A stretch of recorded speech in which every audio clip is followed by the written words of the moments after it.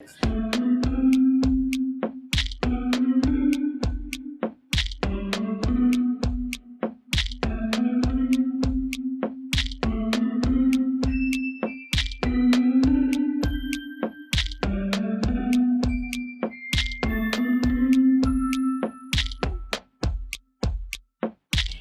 à tous. Alors nous nous retrouvons pour un nouvel épisode de Asie Podcast et nous sommes toujours au labo parce qu'il nous héberge officiellement. Donc le labo, c'est un coffee shop au 39 rue de Marseille dans le 7e à Lyon. Et aujourd'hui, j'ai une invitée spéciale parce que l'invitée en question, c'est ma sœur. Bravo! Donc, ça fait les backstage. On est nos propres fans. C'est ça. Donc, Emma, donc ma sœur, donc Emma, donc ma sœur. Et en fait, on va parler de plein de sujets différents, et notamment Instagram, et notamment le lycée, l'orientation quand t'as un parcours ou que t'as envie d'avoir un métier qui n'est pas forcément typique, et plein d'autres choses encore. Donc restez avec nous. C'est parti. J'aime bien comment tu découvres les sujets dont on va parler en même temps que... Oui, c'est très bien. Beaucoup de choses à dire. J'ai pas envie de replonger dans ce trauma. D'accord. Donc on va parler de ça. J'étais pas au courant. C'est pas grave. Oui, donc bienvenue. Merci. Sur Asie Podcast. C'est un plaisir. Et merci beaucoup d'avoir accepté. Je suis trop contente. C'est moi qui suis flattée. Merci. Et donc on va commencer tout de suite. Si t'es ready. Je suis ready. Alright. Est-ce que... Alors, en fait, nous, ce qu'on fait au podcast, c'est que je fais une petite présentation de l'invité. Mm-hmm. Et ensuite, je vais te demander de toi te présenter avec tes mots et comment t'aimerais qu'on te présente. Parce que c'est pas toujours la même chose de comment nous on se voit et comment les gens nous voient et qu'est-ce qu'on dirait en premier quand on se présente. Okay. Donc, moi, ce que je dirais...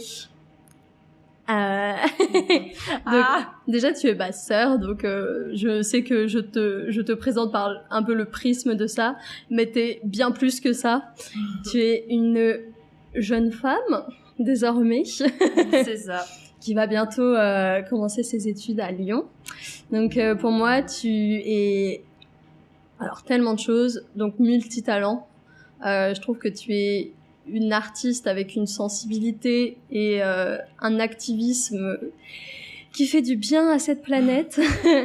Donc entre la photo, entre la vidéo, entre le chant, entre le théâtre, le cinéma, enfin tu fais tellement de choses et je trouve que c'est super intéressant d'aborder ce sujet de multitalent et de combiner toutes ces passions et de le transformer en un...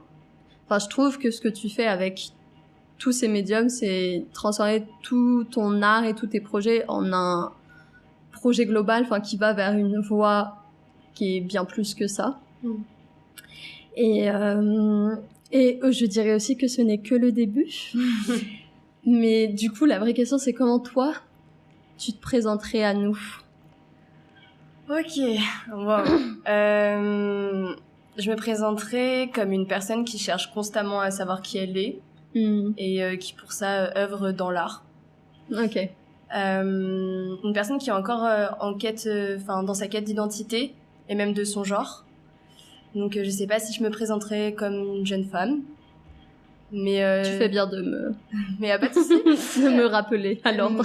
C'est pas grave. Je pense que je me présenterai juste en tant que Emma et j'aime bien pas en dire plus, juste je suis Emma et si t'as envie d'en savoir plus, bah suis-moi dans tout ce que je fais et de tout ce qu'on peut faire ensemble aussi. Ce que je suis, c'est ce que je fais un peu. Ouais, c'est exactement ma vision des choses. Great. C'est une belle présentation en fait. Merci. Finalement. J'ai essayé. C'était dur. Ouais, c'est toujours dur de se présenter parce que il y a des gens qui se présenteraient par leur travail, il y a des gens qui se présenteraient par, je sais pas, je suis une maman, je suis serveuse, et je trouve que c'est d'autant plus difficile de se présenter, par exemple, en tant qu'artiste, parce que c'est difficile de... Enfin, moi, par exemple, ça m'a mis des années avant de dire « je suis chanteuse ». Ouais. Genre de se sentir légitime du statut d'artiste, par exemple, où tu dis je fais des choses, je fais de la musique un peu. Je suis encore novice et amatrice, mais j'essaye d'aller dans cette voie. Ouais, non, mais je vois. Me jugez pas. Ouais, c'est ça.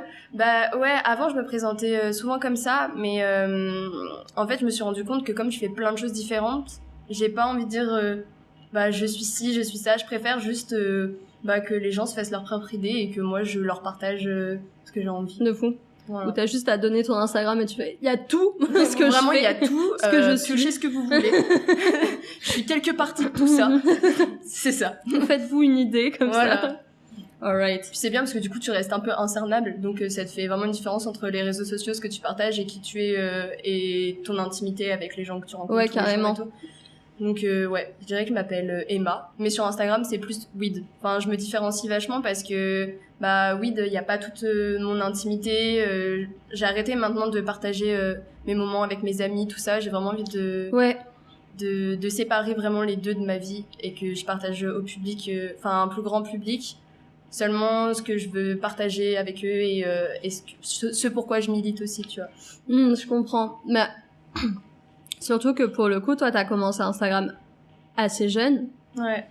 Et du coup, il y a eu un peu une transition entre je suis sur Instagram en tant que Emma et en plus avec par exemple le premier but d'Instagram je partage avec mes amis, je partage mes moments et tout, ouais, c'est ça. Quand j'ai commencé Instagram, c'était seulement pour faire comme tout le monde entre grosses guillemets, c'est juste mettre des photos qui me plaisent ou des vidéos qui me plaisent et ouais, rester connecté avec voilà, tes potes. Exactement.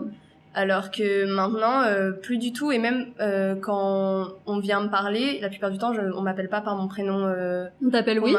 Ouais, on m'appelle Weed. Même une fois, j'ai pu rencontrer des personnes qui me suivaient et elles m'ont dit oui, t'es Weed sur Instagram. On m'appelle jamais Emma. Ah, trop drôle. Mais c'est pour ça que je différencie vraiment ces deux côtés de moi au final. Même si les deux se rassemblent. Ouais. Parce que c'est Emma et Weed, enfin moi et Weed, c'est pareil, tu vois. Ouais, ça vient de toi. Mais c'est juste qu'il y a pas mon intimité derrière et il y a vraiment que ce que je peux partager à un plus large public, quoi.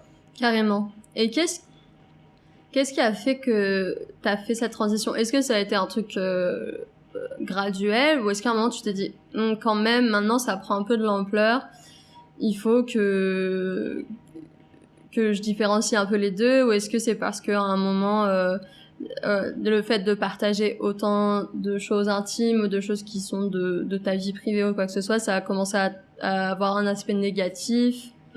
Alors au début c'était graduel, c'est-à-dire que je m'en suis pas forcément rendu compte jusqu'à ce que mes projets puissent prendre plus d'ampleur et parler à plus de gens. Et c'est là où en fait j'ai commencé à me dire ok, je vais peut-être commencer à trier ce que je partage ou pas. Puis même par rapport à ma vie personnelle, il s'est passé des choses qui font que maintenant j'ai vraiment envie que ma vie perso soit connue que par les gens que j'ai décidé, tu vois. J'ai pas envie de partager ça avec n'importe qui parce que quand t'es en public, beaucoup de gens te suivent. Ouais. Beaucoup de gens te suivent et tu sais pas qui te regarde forcément. Ouais. Donc en fait ouais, ça a été graduellement et là ça fait vraiment seulement une semaine que j'ai pris cette décision de pas forcément mettre mes amis dans mes stories, je les mets en story privée, ouais. Tu sais, réservé à tes amis proches, etc. Parce que même pour moi c'est une façon de les protéger aussi.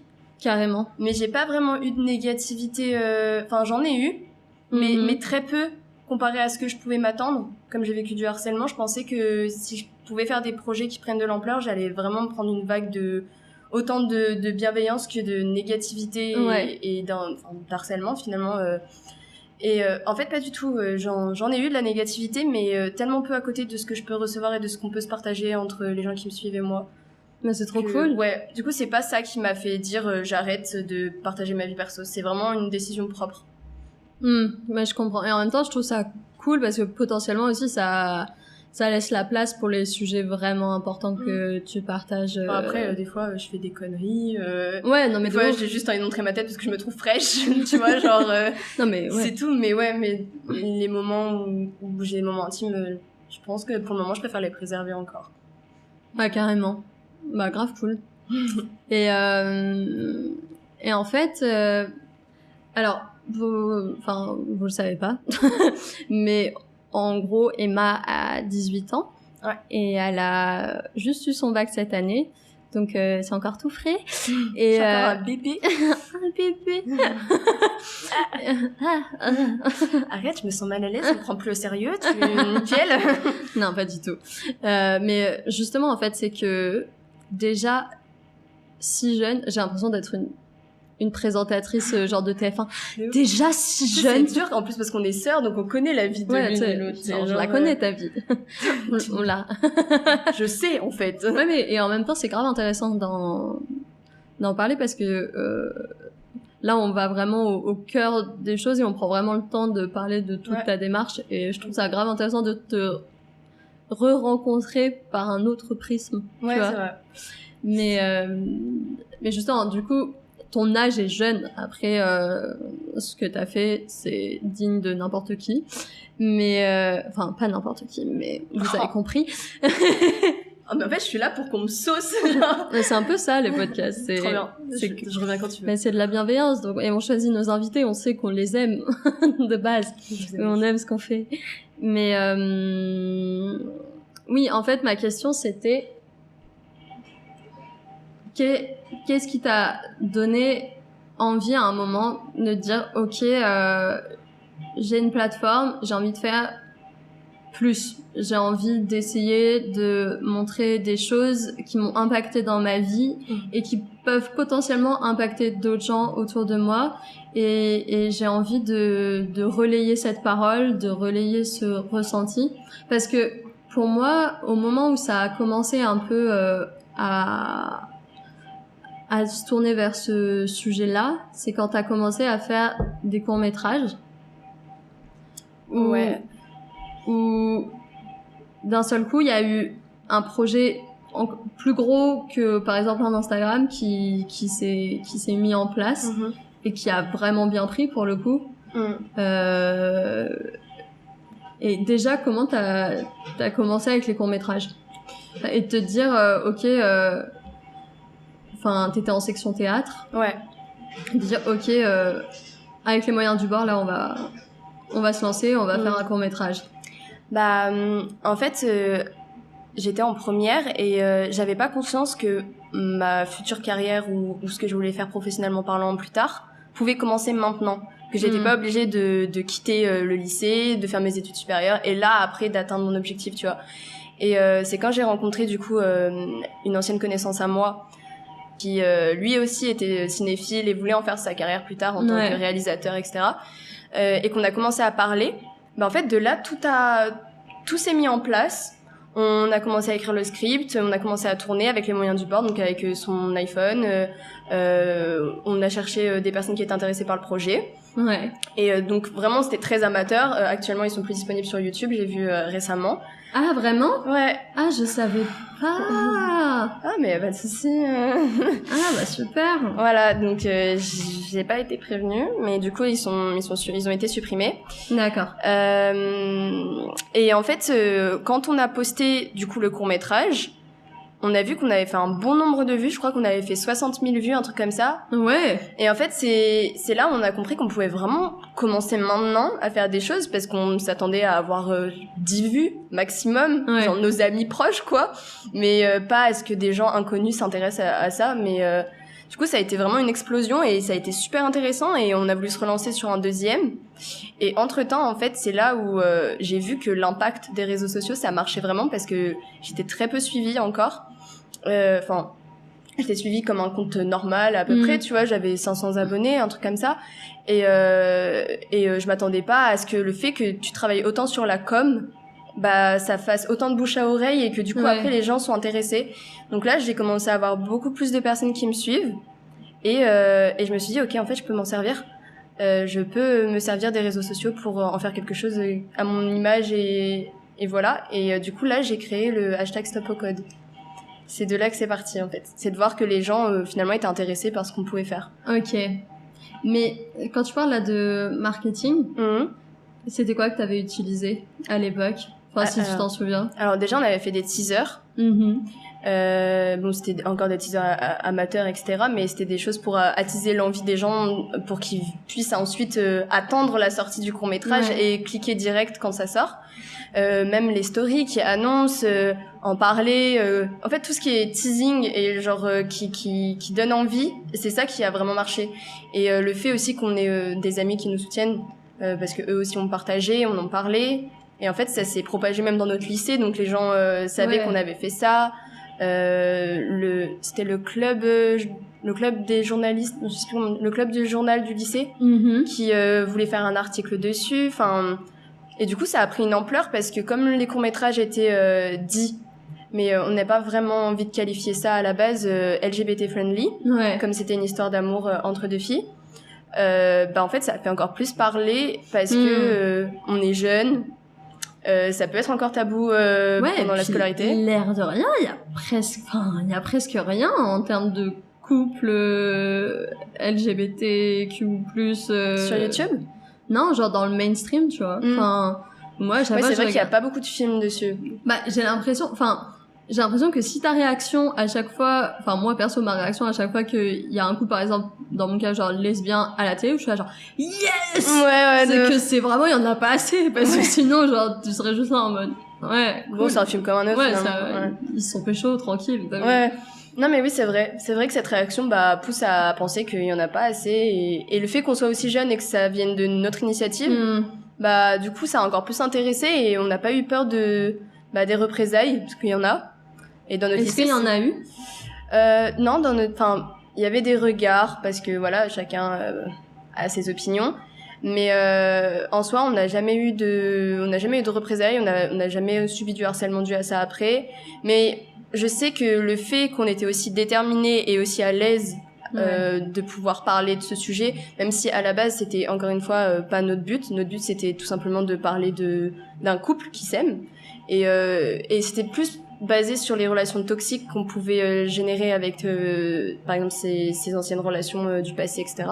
Et que du coup les gens se sentent moins légitimes de nous attaquer parce que ça peut être une faiblesse. On n'a pas eu grand chose de fou. Et puis comme tu dis, genre à la base le court-métrage c'était pas je veux faire un portrait d'un couple lesbien et de son combat, c'était non, c'est un couple, il s'avère que c'est deux femmes mais après il y a de l'homophobie dans le court-métrage. Un des acteurs qui du coup jouait son rôle avait des propos homophobes, donc bien sûr que ça dénonce un peu, mais c'était pas le but principal parce que finalement ça reflète seulement la réalité des choses, tu vois. Carrément. Enfin, genre c'est une banalité, les remarques et les propos que c'est devenu une banalité te prendre quand t'es alors moi je peux parler que du fait d'être en couple avec une autre femme, mais j'ose même pas imaginer aussi là c'est ça. Mais du coup les gens se sont sentis vachement concernés dans mon lycée et c'était une belle expérience. C'est trop cool. Surtout que vous en avez fait 2. Du coup on en a fait 2 et je crois que c'est le deuxième qui a le plus percé. On avait fait plus de 100 000 vues. Donc pareil, grosse surprise, on se dit mais c'est tellement de si mauvaise qualité comparé à des courts-métrages professionnels ou même amateurs mais qui sont super bien montés, super bien. Nous, on reconnaissait nos défauts d'acteurs ou nos défauts dans le montage, mais ça nous permettait nous d'avancer, de nous améliorer et puis puis les gens nous demandaient une deuxième partie, donc c'était encore mieux, tu vois, de pouvoir le faire, genre. Mais trop bien. Et surtout, je pense que c'est vachement important ce dont on parle là. J'ai l'impression à l'heure actuelle, enfin quand on voit par exemple juste à regarder YouTube, les qualités des vidéos, du montage, du son, de la plupart des vidéos YouTube sont de qualité professionnelle. Enfin c'est un niveau qui est assez incroyable à l'heure actuelle comparé à quand au début de YouTube ou de Dailymotion ou je ne sais quoi où c'était vraiment nos vieilles vidéos au petit appareil photo et que maintenant on a l'impression que pour débuter et pour être pris au sérieux il faut vraiment avoir dépensé 5 000 € de matériel et on n'a pas tous 5 000 € à dépenser dans le matériel Mais ça a bien marché. En vrai, il y a des festivals de courts-métrages tournés à l'iPhone ou même juste au téléphone. C'est vrai. Et rien que l'iPhone, déjà, c'est un autre niveau. Hein. Ouais, l'iPhone, au niveau de la qualité de l'image, c'est pas pareil, quoi. C'est vrai que même là, tu mets un prix. Ouais. Mais quand on a déjà un à la base, c'est encore plus cool de pouvoir s'en servir pour ça si c'est ta passion. Donc voilà. Mais c'est clair. Mais ouais, se lancer, peu importe le matériel qu'on a, en fait, c'est comme ça que on pourra atteindre un niveau professionnel et de qualité 4K plus ultra, je ne sais quoi, dans le futur, quoi. Ouais, c'est ça. Puis nous, ça nous permettait d'avoir une expérience dans le monde qu'on souhaitait. Ouais. Et en plus de reconnaître nos défauts et de les voir directement après avoir fait notre création, tu vois. Genre, moi, je sais qu'à un moment, je pouvais plus me les voir, les courts-métrages. Vraiment, mon niveau de jeu ou même genre le montage et tout, je détestais. Je supportais pas quand les gens me disaient "Oh, regarde ton court-métrage sur notre télé en grand dans le salon avec mes parents." Tu peux disliker au moins, genre ou signaler la vidéo parce que là j'en ai marre, genre aide-moi. Help. Ouais, c'est un peu dur ça. Ouais, mais au final c'était quand même une bonne expérience. Ouais, trop bien. Mais c'est pas la meilleure. C'est pas... Quelle a été ta meilleure expérience alors? Ma meilleure expérience, je sais pas si en vrai je peux en qualifier de mieux que d'autres, enfin genre une mieux que d'autres, genre. Parce qu'elles étaient toutes tellement conséquentes pour moi et elles m'ont toutes tellement appris. Genre, je sais que tourner des clips, ça a été un tournant pour moi. Parce qu'on me donnait enfin réellement la chance d'être devant une vraie caméra, de faire mes preuves, donc c'était aussi une pression. Ouais. Mais c'était une bonne pression. Et de pouvoir me voir avec du coup une aussi bonne qualité, même si c'était des personnes amateurs, amatrices, personnes amatrices, amateurs, amateuse. Bref, on a compris. Hein.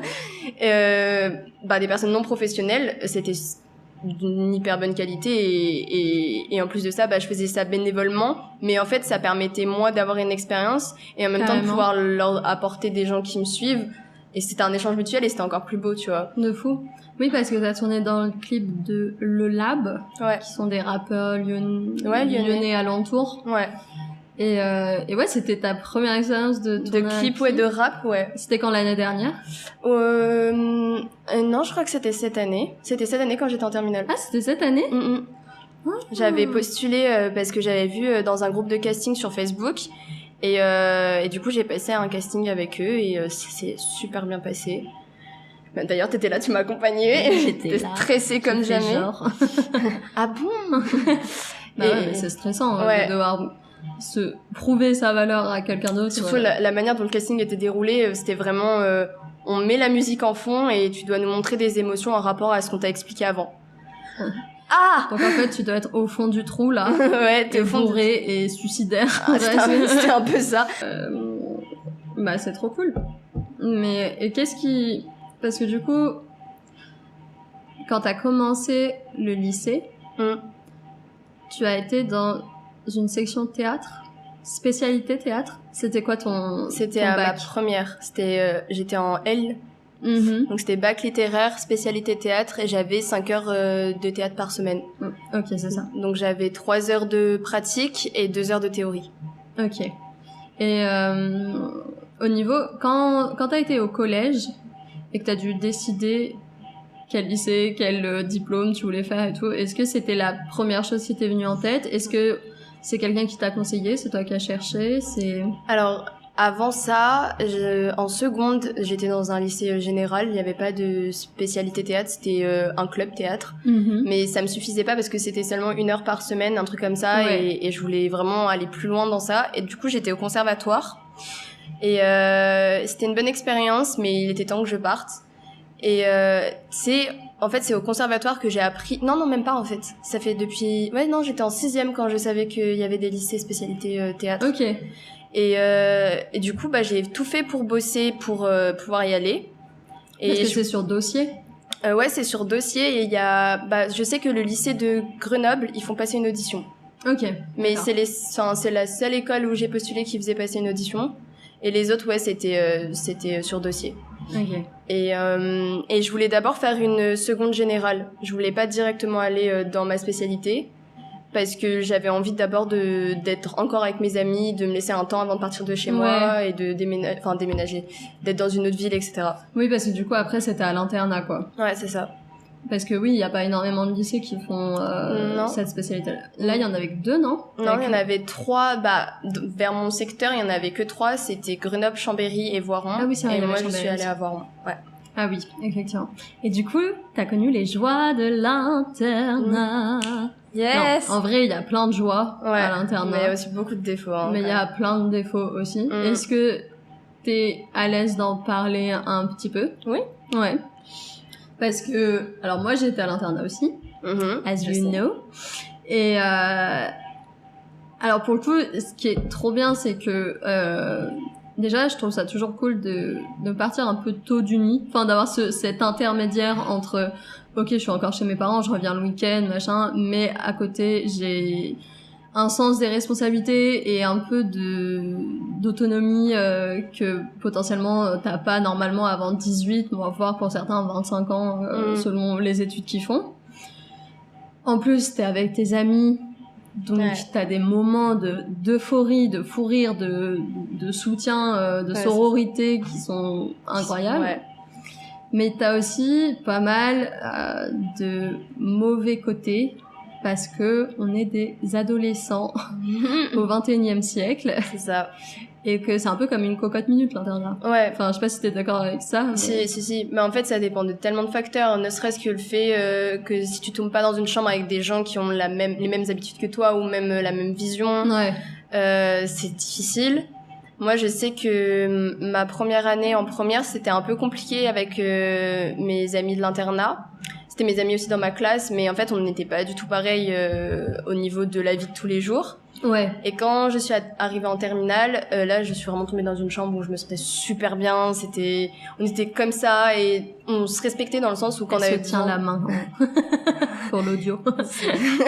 Et même genre juste quand on avait besoin de nos moments de solitude, on les respectait. Enfin, on était tout le temps dans le respect, c'était génial. Il y avait une bonne osmose entre vous. C'est ça. Mais pareil, si tu t'entends pas avec des filles de l'internat, ce qui a été mon cas, c'est compliqué parce que tu les as toute la semaine avec toi. Tu vis avec elles. Voilà, c'est ça. Et ça, moi, ça a été compliqué pour moi à une certaine période de ma terminale parce que, maintenant je le dis, oui, j'ai subi du harcèlement pendant 3 mois à peu près.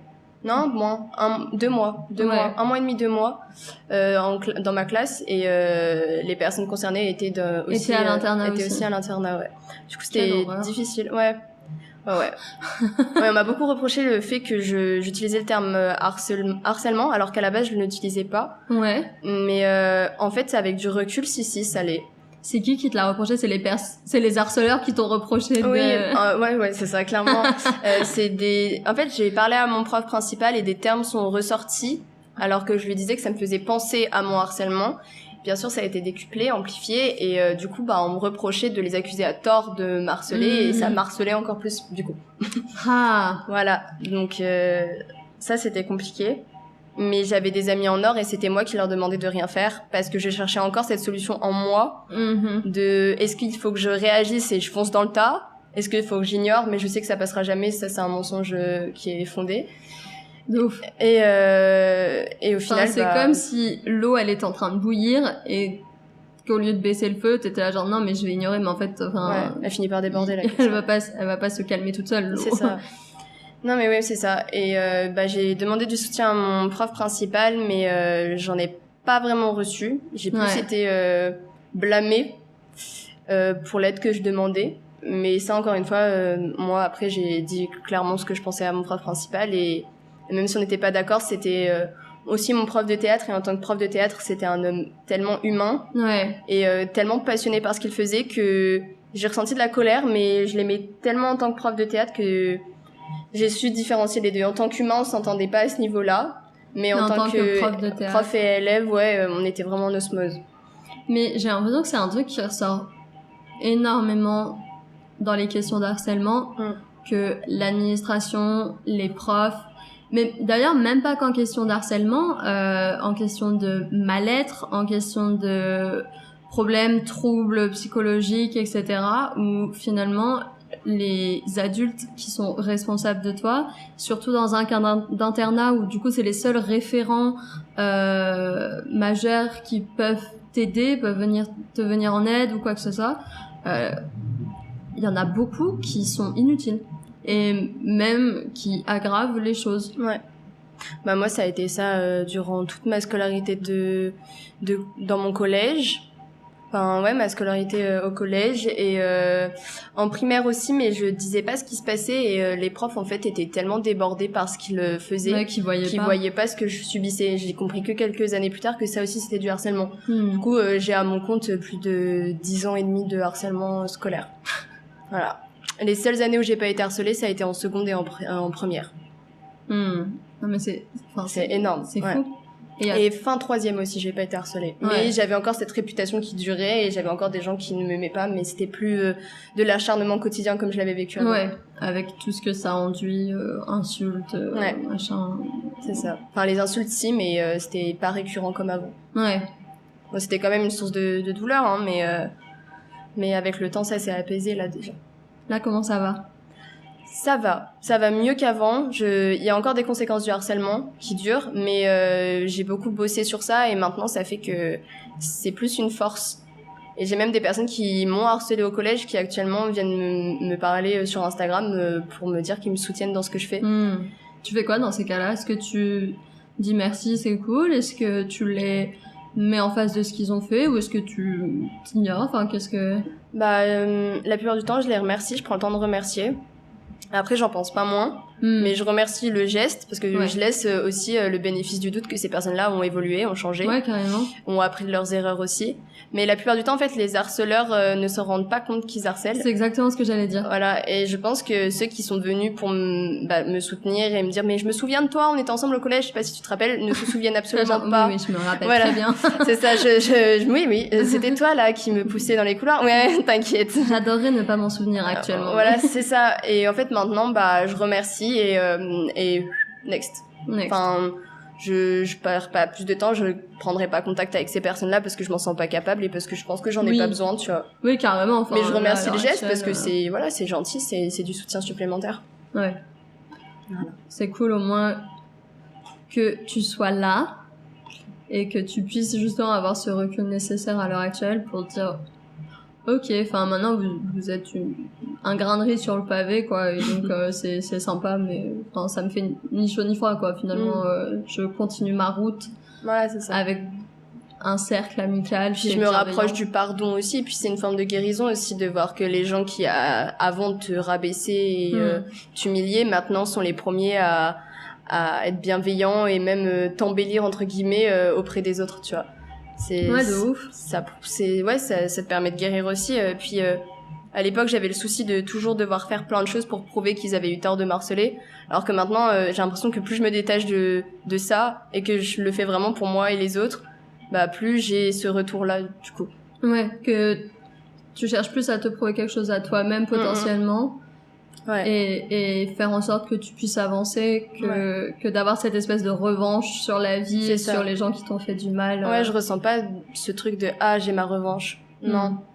Maintenant, j'existe plus par ça. J'essaie d'exister vraiment par ce que je fais et ce que j'ai envie. Eh ben, quelle maturité. Mais j'avais un peu ce truc-là à une époque où dès que j'avais une peine de cœur, ou en tout cas ça, je me disais, tu vas voir, je vais travailler de ouf pour être Beyoncé. Ouais, c'est ça. Non, ça m'arrive encore, t'inquiète, en vrai. Je pense que ça motive un peu.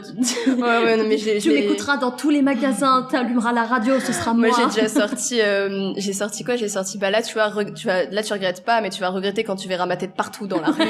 C'est ce truc où t'as un ego surdimensionné sur le moment et la personne va se foutre clairement de ta gueule. J'imagine la personne en face qui a genre, what the fuck. Ouais, mais tu sais, toi, tu penses tellement au futur en mode, c'est sûr, ça va se passer, je vais tout faire pour, que tu te dis, en vrai, je pense que t'as une forme de satisfaction le jour où ça arrivera, tu vois, en mode mais tellement. Mais moi j'ai déjà appris que certaines personnes certains genre de mes ex ou quoi que ce soit écoutaient mes chansons sur YouTube et j'étais genre il fallait rester, il fallait être correct. Genre, maintenant tu peux lâcher un j'aime s'il te plaît. Au moins après ce que t'as fait. Mais ouais, mais ça motive un petit peu. Après, le but, c'est de trouver une autre motivation. Voilà, ça, c'est ce ça. serait triste. Hein. Ouais, t'imagines si ta vie tournait autour de ça, tu t'arrêterais pas. Non, t'as genre, tourne la page. Ouais. Ça va aller. La meuf qui reste fixée. Non, je veux. Ça fait 30 ans et j'ai encore quelque chose à prouver. J'ai 83 ans et j'ai toujours pas ma tête sur une affiche, ça va pas le faire. J'ai plus beaucoup de temps. Ouais, Je c'est me ça. dépêche. Exact. Non mais en vrai, non. Maintenant, c'est plus trop mon objectif, même si j'ai toujours. Quand t'es très en colère, des fois, ça ressort. De ouf. Mais maintenant, ça va mieux quand même, mieux qu'avant. Et puis c'est un peu une manière d'apaiser la douleur aussi. Ouais. Se dire genre, ok là c'est la merde mais ça va aller, ça va ça. aller. Puis plus tu restes focus sur cette douleur et moins t'avances parce que du coup, genre, tu fais tout par rapport à ça, alors que à partir du moment où t'essaies d'aller vers la guérison et le pardon, bah tu te rends compte que tu vis plus du tout à travers ça et que c'est vraiment derrière toi et que ça en fait une force pour ton futur. Et que ça ouvre la porte à tellement d'autres choses en fait. Ouais.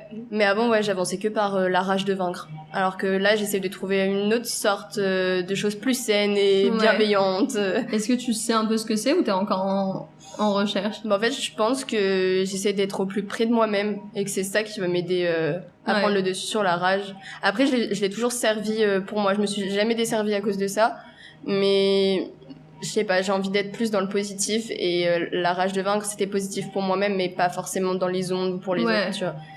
Et en même temps, j'ai l'impression que c'est beaucoup ce que tu fais avec Instagram, de prendre des trucs qui sont hyper négatifs de base, que t'as par exemple pu vivre dans ta vie ou quoi que ce soit, et de les transformer en trucs hyper positifs qui en fait, genre toi et toutes les personnes qui vont se reconnaître dans ce parcours, genre ça va vous servir et ça va vous embellir et ça va vous empouvoirer. Ouais, j'ai inventé ce mot. C'est le français de empowerment, il y a quoi? Ok, y a pas de souci. Ça va vous donner le pouvoir. Et ouais, j'ai l'impression que c'est genre stop au code, pute. Je sais pas c'était quoi le mot. C'était sale pute. Sale pute, qui est une autre vidéo. On va expliquer, promis.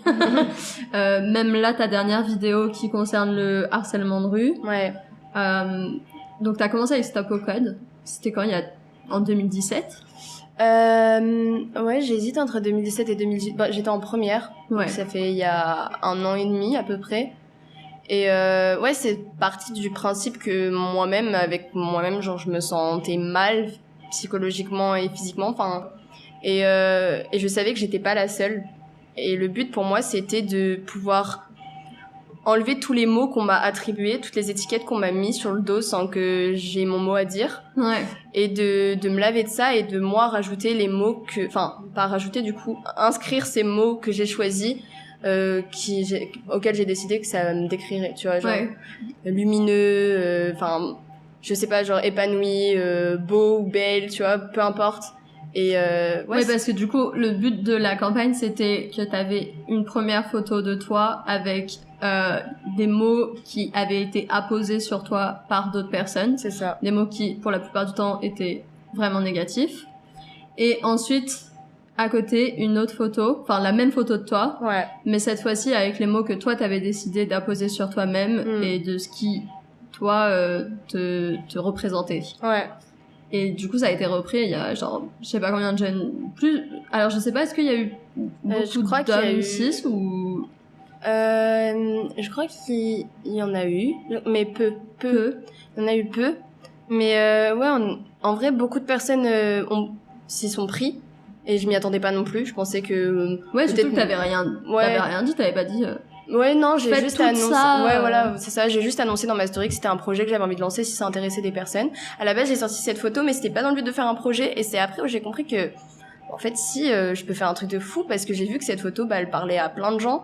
Et de là, j'ai fait des groupes #StopAuCode et plein de personnes s'y sont lancées. Et je sais que ça leur a demandé un vrai courage. Bah ouais. Après, moi, j'étais en sous-vêtements, mais comme je leur disais, ils prennent la photo qu'ils veulent. Vraiment une photo où ils se sentent bien et qui, entre guillemets, les représente. Ouais. Moi, j'étais en sous-vêtements parce que je me mettais à nu par rapport à ce que j'avais vécu. Et je parlais de mon confortable de faire ça. C'est ça. Et je leur disais, par contre, vous pouvez être totalement habillés, totalement nus, en sous-vêtements, c'est vous qui choisissez. Genre, vous faites comme vous le sentez. Et on a eu une centaine de publications, un truc comme ça. Et c'était la première fois que je lançais un projet comme ça, et de là, en fait, les projets, ils ont fusé. Trop bien. Ouais. Non, mais c'est trop cool. Et donc là, t'as déménagé à Lyon. Qu'est-ce que tu fais actuellement? Alors, actuellement, je cherche du travail. Yo, les S'il gars. vous plaît, engagez-moi. Là, j'arrive plus à parler. Je vais arriver dans une école de théâtre, donc je vais faire ma première année. Et C'est quoi le nom de l'école? C'est Aransen. Donc je vais aller à Aransen. Et c'est 2 années obligatoires, dont une où ils sélectionnent les meilleurs. Et à la fin, en fait, on a un certificat de comédien professionnel. Ok, très bien. Et pourquoi ce chemin? Parce que j'ai toujours souhaité devenir actrice. Ouais. Et aussi parce que, en fait, j'ai toujours voulu réussir à avoir une grosse communauté pour pouvoir ensuite pouvoir parler des sujets compliqués dans cette société et de pouvoir avoir un bon nombre de personnes qui peut partager ces idées-là et faire bouger les choses ensemble. Ouais, avoir assez d'influence pour toucher le plus de personnes possible sur des sujets qui ont vraiment besoin de plus de lumière, quoi. Ouais, c'est ça. Et je sais que malheureusement, on vit dans un monde où plus on est connu, plus on a de poids. Ouais. Alors que, c'est un peu nul comme principe, mais c'est la réalité des choses. Et que à l'heure actuelle, ouais. Franchement, t'es là genre, bon, qu'est-ce que vous faites avec tous ces centaines de millions d'abonnés là? Il y a des gens, ils ont des millions d'abonnés et je vois tellement aucun militantisme pour rien, même des sujets genre tellement simples, ne serait-ce que la pauvreté, ne serait-ce que la discrimination, enfin, il y a plein de choses et je vois que on a encore peu finalement, même si on est beaucoup, mais encore peu à utiliser les réseaux et peut-être même la future ou l'influence qu'on a pour ça. Fou. Je sais que le cinéma, c'est déjà quelque chose qui me passionne et qui m'attire, mais je me dis si en plus je peux faire de mon métier quelque chose d'engagé, ce serait génial. Ouais, tellement. Mais surtout que, comme on disait au début, tu fais pas que du cinéma. Enfin, t'as commencé à sortir des chansons aussi récemment. Ouais. Tu dessines très bien. T'écris. Comment... Je pense que c'est toujours la question compliquée de se dire, ok, il y a toutes ces choses que j'aime faire, genre, et potentiellement je me verrais bien faire ça pendant un moment. Ouais. Comment tu choisis déjà, est-ce que tu choisis? Parce que voilà. Et après, comment tu choisis ok, je vais quand même mettre un peu plus d'énergie dans cette voie-là qu'une autre? En fait, je dirais que le monde du cinéma, c'est mon fil conducteur. Et tout ce que je fais à côté, c'est ce qui va nourrir ce fil conducteur. Ouais. Genre, j'ai fait 11 ans de danse. Et la danse, je sais que ce sera... C'est vrai, j'ai oublié la danse. ce sera là toute ma vie. Et tu vois, dans l'école de théâtre que je vais faire, je vais avoir des semaines complètes de danse contemporaine. Donc, ça va me permettre... en fait, tout se rejoint. Et même chanter, pour le coup. Ouais, c'est ça. Et je me dis que... Ok, je suis mon fil conducteur parce que je sais que c'est là où je vais aller, mais j'ai plein d'autres chemins qui vont pouvoir me permettre de suivre ce fil-là, tu vois. Et du coup, je choisis, mais je choisis pas non plus. Enfin, je suis une voie, mais je laisse tout ce qui peut m'attirer et qui peut développer cette voie-là venir à moi. Voilà. Ouais, je vois ce que tu veux dire. Parce que oui, c'est ça, en fait, t'as fait énormément de danse, et puis à un moment, tu te dis, non, mais en fait, là, l'appel du cœur, c'est vraiment le théâtre et le cinéma. Ouais. Et donc après, tu t'es lancé à fond dedans. Et puis, je voulais parler d'un sujet parce que potentiellement, les gens qui ont des frères et sœurs ou peut-être des amis proches, enfin, qui peuvent peut-être se reconnaître là-dedans, c'est que toi et moi, on a beaucoup de passions similaires. J'ai fait du théâtre, je chante. Après, j'ai fait 1 an de danse, mais voilà, j'aime bien bouger danser, mon popotin.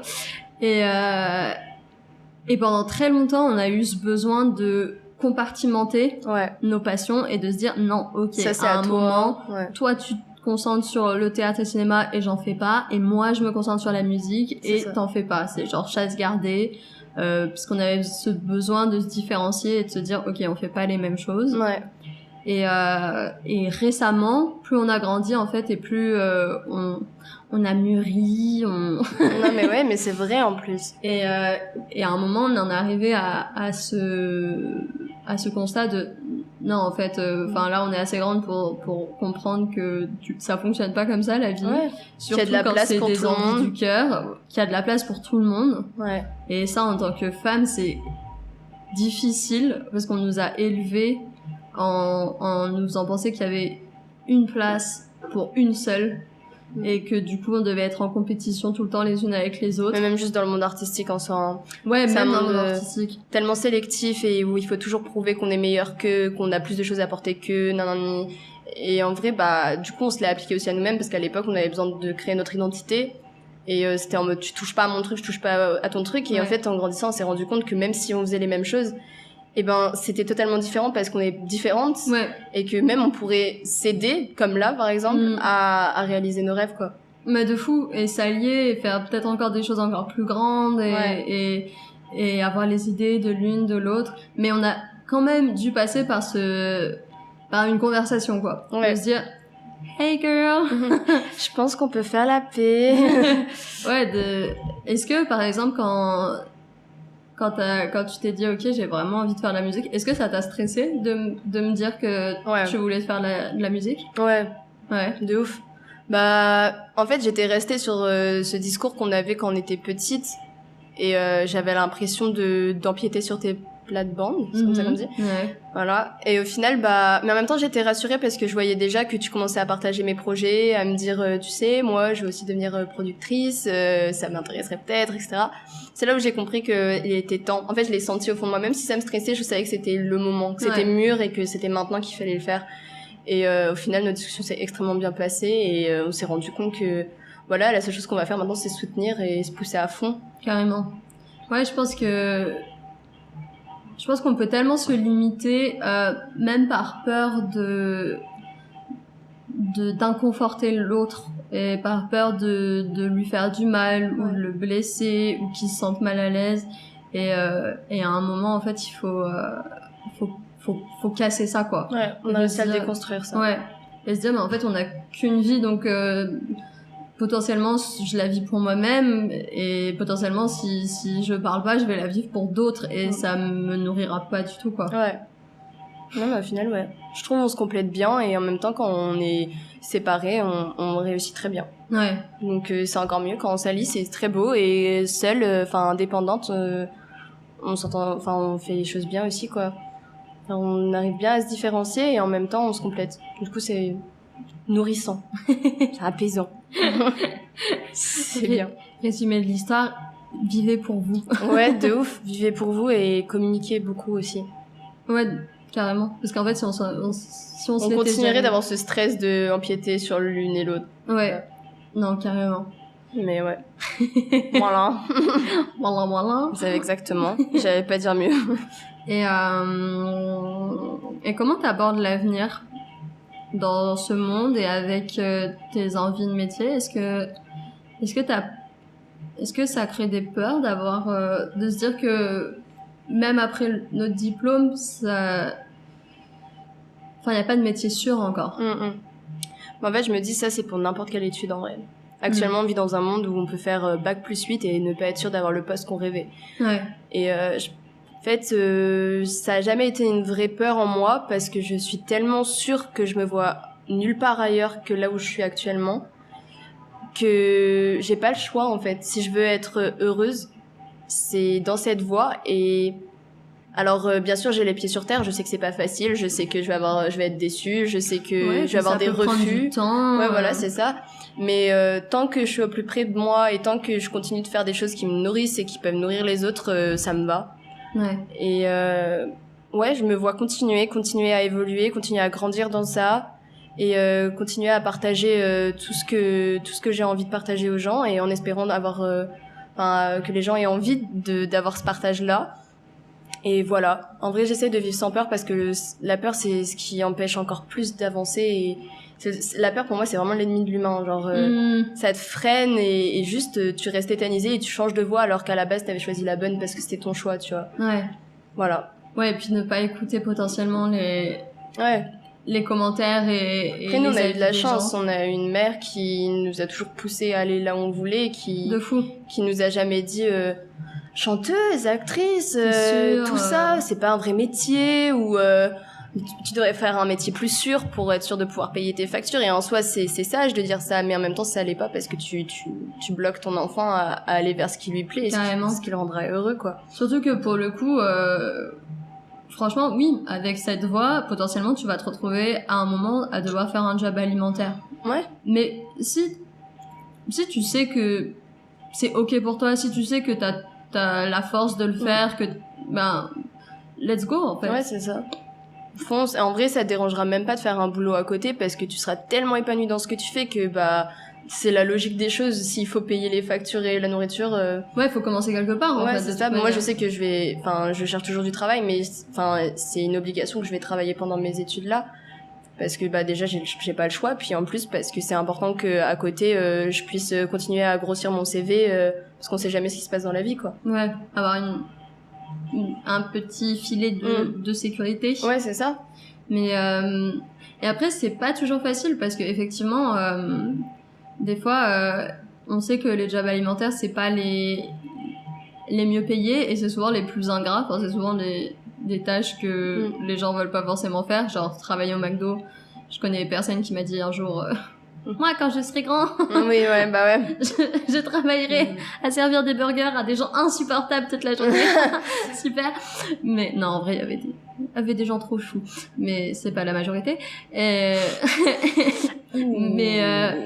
du coup, je pense que, en vrai, ma question, c'est, par exemple, au lycée, concilier, par exemple, lycée et projet personnel. Et du coup, ça rejoint aussi un peu concilier job alimentaire et projet personnel.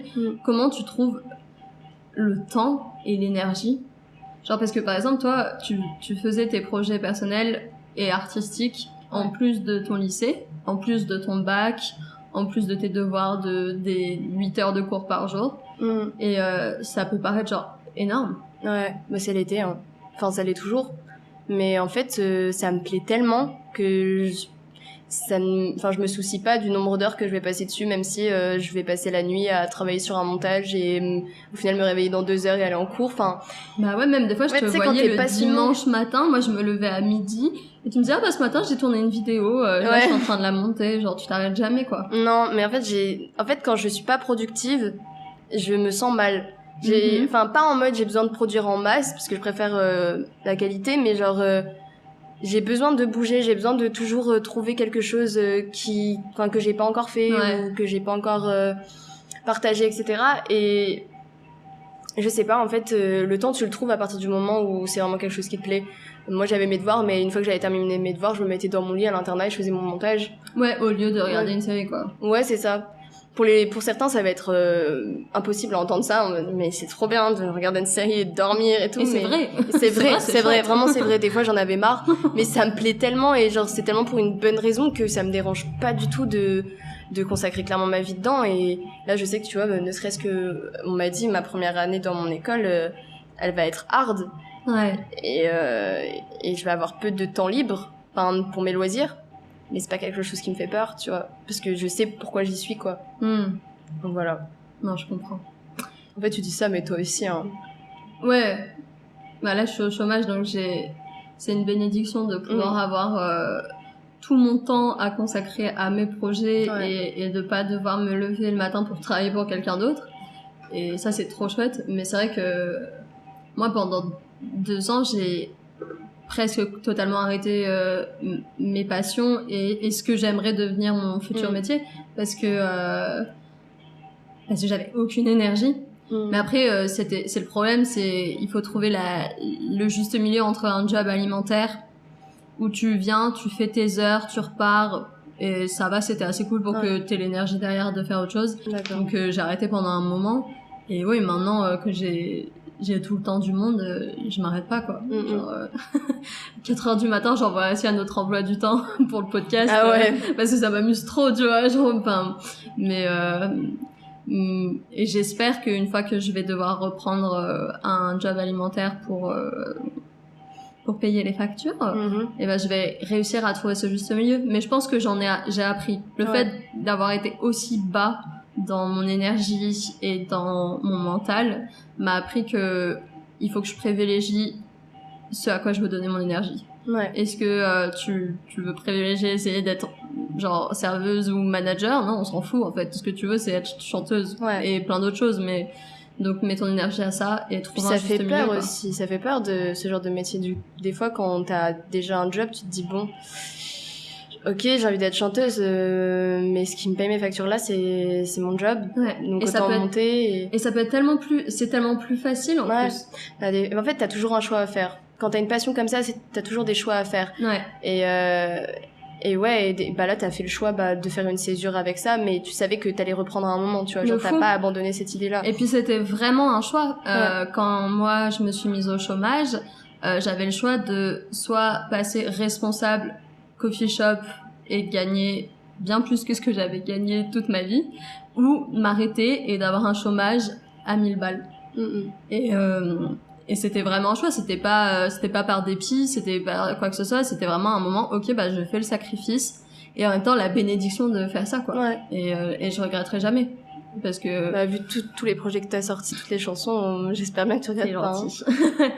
Et puis aussi, je pense qu'il faut se dire, au pire, ce sera jamais trop tard pour un job alimentaire ou autre, mais je veux dire, ce sera jamais trop tard de reprendre tes études, d'essayer de rentrer dans un restaurant, un cabinet ou quoi que ce soit, surtout à l'heure actuelle où on commence à valoriser doucement mais sûrement de plus en plus tes capacités plutôt que tes diplômes.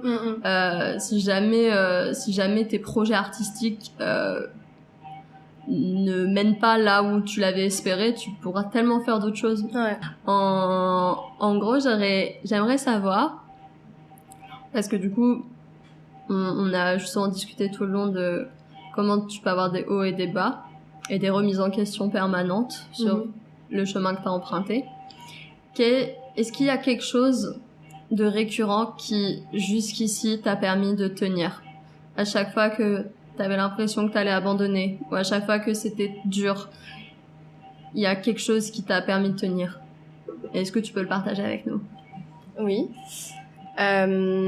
Clairement, j'ai vécu des moments dans ma vie où j'avais juste envie de tout abandonner, mais je pense comme beaucoup de personnes. Et la seule chose, et ça va paraître cliché, hein, mais c'est vraiment le cas pour moi, ça a toujours été mon objectif principal, réussir ma vie. Mais je parle pas financièrement parlant, je parle au niveau de mon épanouissement et de mon bonheur, tu vois. Et à chaque fois, par exemple, quand je me faisais harceler ou quand j'ai vécu des trucs plus graves dans ma vie, le seul truc qui me permettait de continuer et d'avoir du coup cette fameuse rage de vaincre que je te disais tout à l'heure,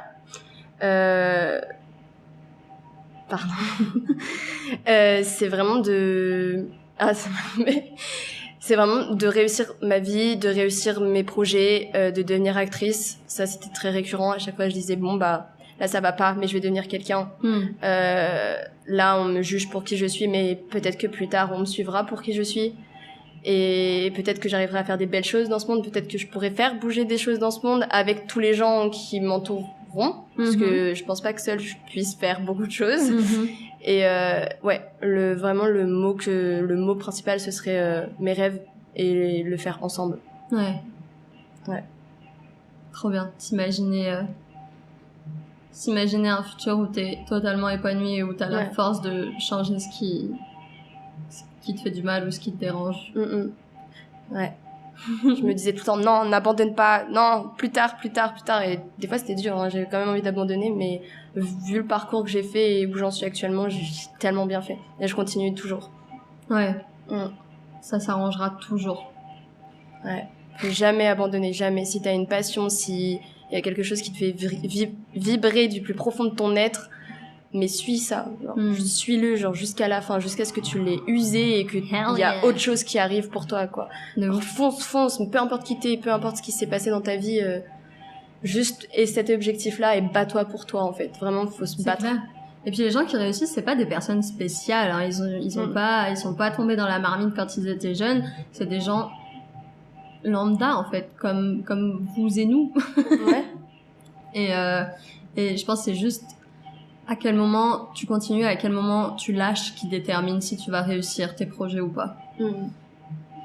Et est-ce qu'il y a quelqu'un qui t'inspire en ce moment? Peu importe, sur les réseaux, sur l'internet, quelqu'un dans tes proches. Qu'est-ce qui t'inspire en ce moment?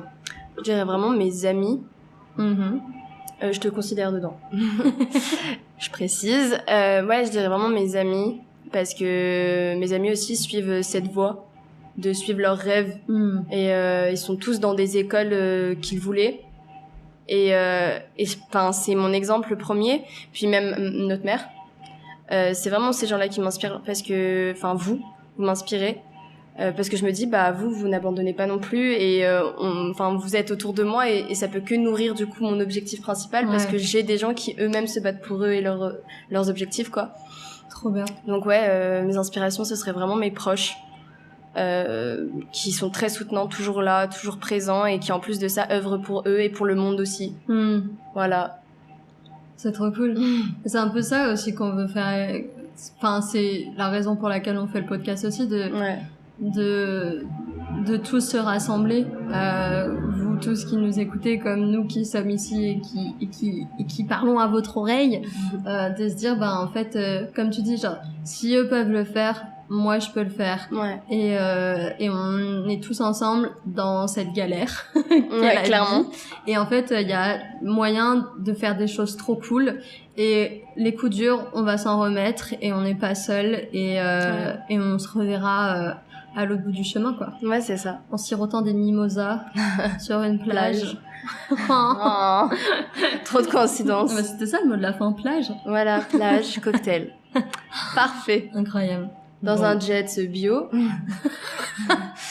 Qui fonctionne avec aucun déchet sur les de plages. Vache. Voilà, c'est ça. Mais pas de vache parce que je suis avec des panneaux solaires et tout. Pas de ouf. Oula. Ouais, on va partir trop loin sinon. Bah, on va engager des ingénieurs. Voilà, et on revient. On bosse sur le truc. On vous tiendra au courant.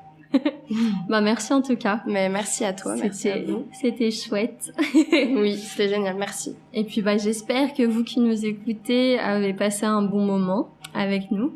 Et n'hésitez pas à nous suivre sur Instagram pour plein de contenus inédits, dont une petite vidéo exclusive de Emma et de son projet. Et puis de nous dire ce que vous en avez pensé, de nous dire si vous aussi vous avez été à l'internat et si vous avez aimé cette expérience. Wow. Je sais pas, je choisissais une question random. Ouais, mais ouais, de fou. Et puis ben on se retrouve au prochain épisode. Salut. Peace. Oh.